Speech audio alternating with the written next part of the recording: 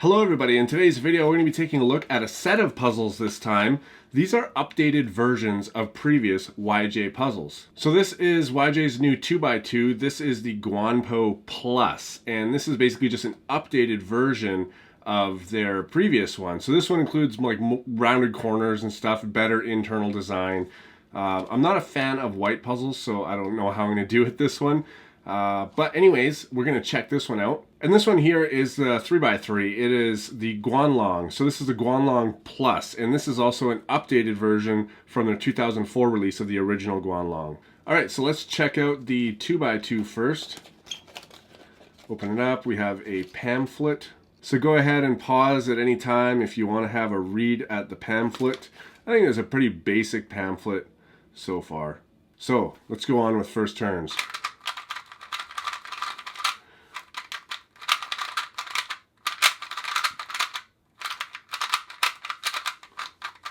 Alright, so it's a fairly smooth cube right off the bat. It's a little bit crunchy. And it feels like the plastic is really thick. It feels like really high quality plastic, and the stickers look really good too. And this is only a $4 cube. So this is a really good budget 2x2 already. So even if it's not the best on the market, for $4, I mean, that's really good. So let's check out some corner cutting.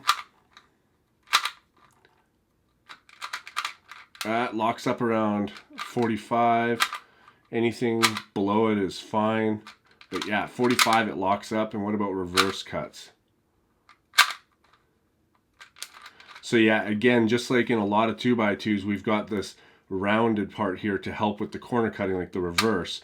But when you've got them lined up so just about like that, it cuts. But if you go over and make those flat layers touch like that, it locks up. So the corner cutting seems okay, but I think already from turning it, I can tell that once in a while I may have a lockup. I'm not sure. I'm gonna have to solve it a bunch. That's an impression. That's an opinion without even solving it yet. So I'm gonna go ahead and solve this a whole bunch of times and get my opinion on that. But for now, let's take a look at the 3x3. So this puzzle is also only $4, so that's really nice. I'm guessing it's the same pamphlet, but 3x3. Yeah, pretty much. All right, so let's go ahead and look at this. I remember when the GuanLong came out, it was really nice. I liked it. It was a really good budget cube. So hoping that this one is an upgrade. Well, so far, okay. Yeah, it moves really nice. I think I was just getting a couple of initial lockups there while the lube was maybe working around. Wow, this thing really does want to move.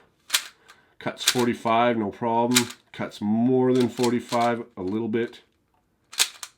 Reverse cutting. Wow, even like that is like easy. All right. Middle slices are really nice. Wow. So I can tell you right now, this is a very improved version of the GuanLong. Big improvement, I'm not 100% sure about that, but it is definitely an improvement over that one. It's a 56mm cube as well, and it weighs 75.2 grams. It's got the typical, color scheme, and it's pretty general, but I'm pretty sure if you went on the Cubicle's website and go to the sticker section, you'll find something that will fit this no problem. Right now on their website, it doesn't give you an option for custom stickers, but I'm sure maybe the original GuanLong, I don't know. You'd have to take a look. Overall though, pretty impressive cube. Moves pretty good. Yeah, I really like it. Oh, and in case you were wondering, on the 2x2, it is 50mm and 69.6 grams. Again, it has the Moyu color scheme. And as of right now, there's no option for custom stickers on it. But again, I mean, it's a 2x2, 50mm. Just go and find something that has that, and I'm sure you can find something that'll fit this. All right, everybody, so I'm gonna go and do some solves. I'm gonna get used to these puzzles, and I'm gonna film some of them and then show you that and talk about how I feel about these puzzles during those solves. Again, like I'm using white cubes, and that really does screw up my recognition. I'm not great on white, so I'm expecting to be a little slower than usual, but let's find out. So as far as a 2x2, I mean, it's a pretty good 2x2, especially for $4, but two things I've noticed. One, it does have a tendency to lock up, and that's mostly on the reverse corner cutting side of things. When I force it like I showed you, then yeah, it will go, but when you're actually solving, the reverse corner cutting is kind of lacking. The other thing too is corner twists. This thing corner twists on me all the time, and you'll actually see that in this solve right here. And it's kind of annoying, but I mean, it's doable. I turned pretty aggressively on 2x2, so there's a lockup and it just resulted in a corner twist. So that was a bad solve. But I mean, I get 5 seconds on this. It's not the worst out there, not my main. It would definitely be my main if I was slower and it was one of the first 2x2s I got. Absolutely, hands down. It's a really good 2x2 for beginners and intermediate. So I don't have any problems with the 3x3. It doesn't really lock up on me. There are no corner twists. It doesn't pop. At least it hasn't corner twisted or popped on me. And I've done quite a few solves on this thing. It's definitely a very good improvement from the original. Now, I am getting a 15-second average with this. It is slower.